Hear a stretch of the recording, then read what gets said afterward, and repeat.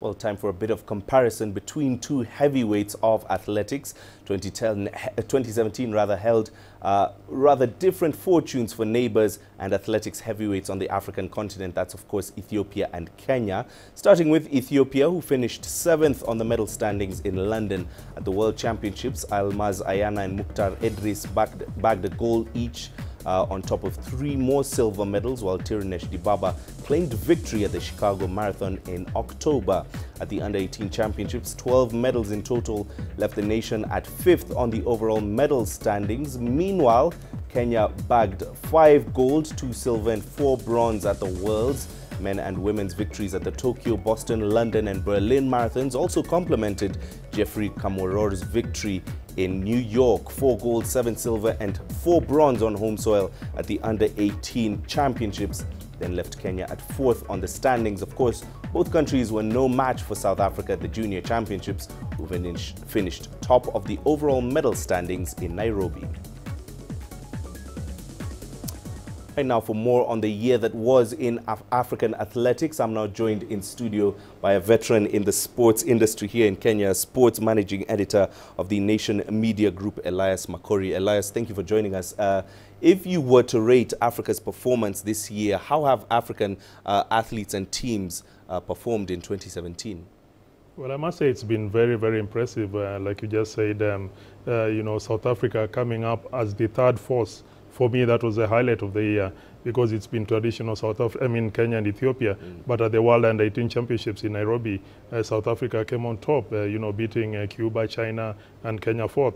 And also in London, we saw 2 gold medals, 3 actually from South Africa. Wade van Niekerk, Luvo Mayonga in the long jump, a brilliant guy, and of course Caster Semenya. So South Africa emerging to challenge Kenya and Ethiopia. That's been a bit interesting on the continent. Okay, probably a welcome new challenger to the two countries there. But looking specifically at athletes on the African continent, who would you say maybe caught your eye the most in 2017? Well, that's a difficult question because quite a number performed well. But to be more specific, I think Eliud Kipchoge in the marathon was phenomenal. I mean, trying to break the 2-hour barrier, he came quite close, 25 seconds close. Yes. And that was my highlight for the year because, again, a few months later, he went to Berlin and won the Berlin Marathon again with a very, very fast time. So this is a great athlete who's shown that the human being can push himself or herself to the limits. And I think for me, Eliud Kipchoge was quite good. All right, and staying with the issue of Kenyan athletics, we saw there the issue of doping still hasn't been able to, Kenya hasn't been able to shake it off their back. Is the country doing enough maybe to combat doping in the sport, or does more need to be done? Well, I think Kenya is on track because on November 25th, the IAAF president, Sebco, said Kenya remains on the watch list. But it remains on the watch list because they have not taken into consideration the few months ago what has been happening the few months back. You remember the Anti-Doping Act of 2016 came into force, so you know, doping is criminalized. ADAC, the anti-doping agency, is really doing a lot in terms of educating the athletes, going around doing more testing, and you know, people have been caught, people have been suspended. Right. So I must say Kenya is on track.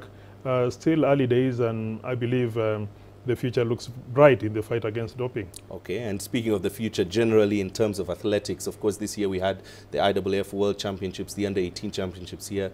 What are you looking forward to in 2018 as we stay on the track, looking forward to 2018 now? Well, it's going to be an exciting year because the athletes, unfortunately, will not enjoy their Christmas holidays because the season begins earlier than usual. Right. We have the Commonwealth Games beginning in April 4th in Australia. It's been brought from August to April. And then before that, you have the World Indoor Championships in Birmingham. And that's in March. And again in March, there's also the World Half Marathon Championships in Valencia in Spain. So really a crowded calendar early in the season. And it's going to be interesting to see how the athletes get their fitness levels high this early in the season. Right, probably hard work for them, but enjoyable for us on the sidelines. Exactly. Thank you, Elias, for joining us in studio. Managing sports editor with the Nation Media Group, Elias Makori, speaking to us on the past and future years of athletics in Africa.